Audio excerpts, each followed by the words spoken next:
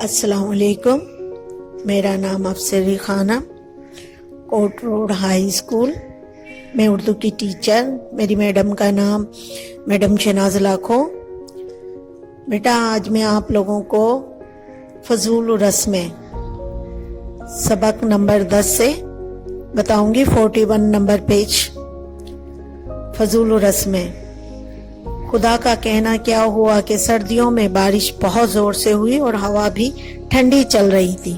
جمن کی ماں بڑھیا کمزور تھی، نمونیا ہو گیا اور ان کا انتقال ہو گیا، اور پہلے گاؤں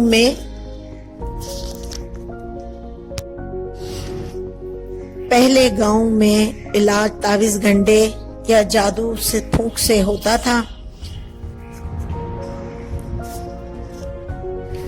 لیکن اب لوگوں کو معلوم ہوا تھا کہ بیماری کی دوا تو صرف ڈاکٹر ہی دے سکتا ہے۔ ڈاکٹر صاحب نے جمن کی ماں کا علاج بہت دھیان سے کیا، لیکن خدا کے حکم سے ان کوئی ٹال نہیں سکتا اور ان کی موت ہو گئی، بیچاری کا انتقال ہو گیا۔ عزت نگر میں دوسرے گاؤں کی طرح دستور تھا کہ مرنے کے بعد قوم آپس میں فضول رسموں پر روپیہ پیسہ خرچ کرتی تھی۔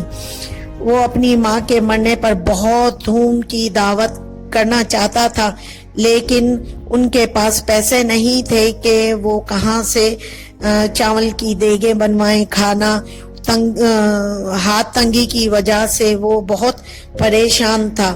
اس نے بہت چاہا کہ ذمہ دار سے پیسہ قرض لے، لیکن انہوں نے بھی نہیں دیا، نہ برادری کے لوگوں نے دیا، اور اس نے اپنی غربت کا حال سنایا، لیکن کسی نے ان کا ساتھ نہیں دیا۔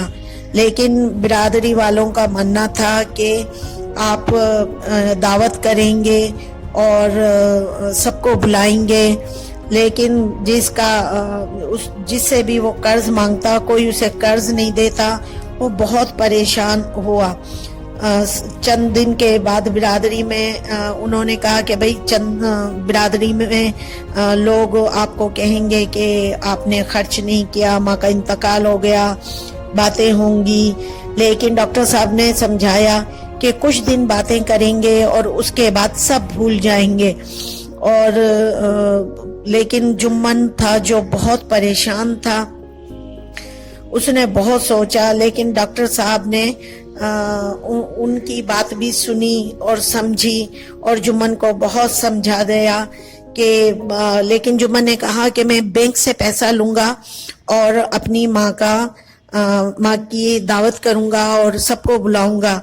لیکن ڈاکٹر صاحب نے سمجھایا کہ پیسہ ان فضول باتوں کے لیے بینک نہیں دیتی ہے، اور وہ آپ کو نہیں دے گی پیسے۔ ڈاکٹر صاحب کے سمجھانے پر جمن کے بات سمجھ میں آ گئی۔ جمن نے خوش ہو کر کہا کہ اب میں برادری والوں کو جا کر بتا دوں گا کہ اس دعوت کے لیے بینک قرض نہیں دے رہی اور نہ میرے پاس ہے۔ تو جمن خوش ہو گیا اور وہ اپنے گھر چلا گیا۔ لیکن گاؤں والوں نے کہا کہ 150 روپے کے خرچ سے بھاگتے ہو۔ کسی نے کہا یہ پرانی رسموں کا توڑنا اچھا نہیں، کسی نے کہا سزا ملے گی۔ جمن کو آج نہیں تو کل غرض جتنے بھی منہ اتنی باتیں، سب نے یہی اس کو برا کہا، لیکن جمن پر ڈاکٹر صاحب کی باتوں کا اثر ہو گیا تھا۔ اس نے کسی کی پرواہ نہیں کی اور بحث مباحثہ بھی نہیں کیا۔